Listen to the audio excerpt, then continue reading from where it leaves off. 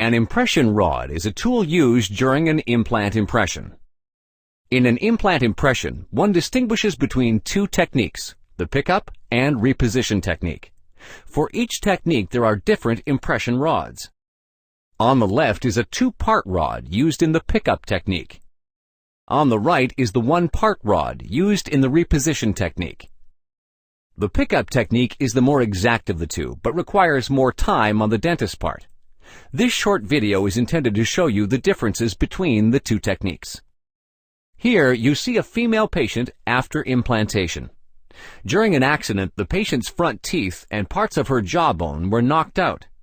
She did not want jawbone reconstruction, and the red-white aesthetics was not as important to her due to her low laugh line.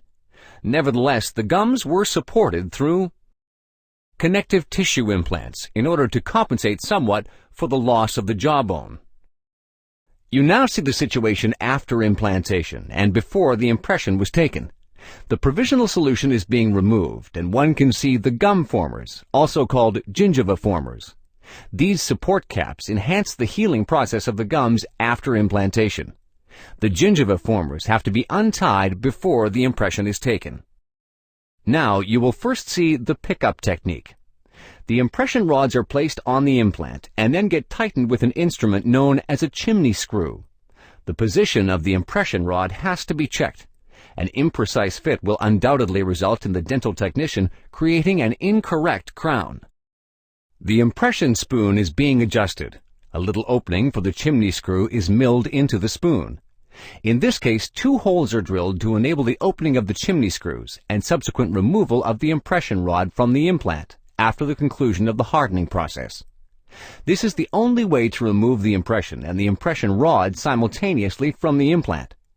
Therefore, during removal of the impression spoon from the patient's mouth, the impression rod remains with the impression.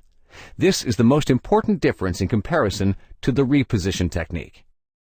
You now see how the impression spoon is filled with impression material. Additionally, impression material is distributed with a syringe around the impression rods. This is done so that the rods are firmly settled in the impression and do not move around. After the hardening of the impression compound, the chimney screws are loosened and the impression, including the rods, are removed from the patient's mouth. Therefore, when using the pickup technique, the impression rods remain with the impression spoon. This is different with the reposition technique. Please pay attention to the following short animation. A one-part impression rod is placed on the implant and screwed on for the reposition technique. The impression spoon does not have to be customized for each individual patient because the rod remains in the patient's mouth when the impression is removed. It is only unscrewed from the implant after the removal of the impression. Only now is the impression rod repositioned into the impression, thus the name Reposition Imprint. However, these readjustments can unfortunately sometimes lead to shifts in the impression. This technique results in less work for the dentist, but it has more potential for flaws in the impression.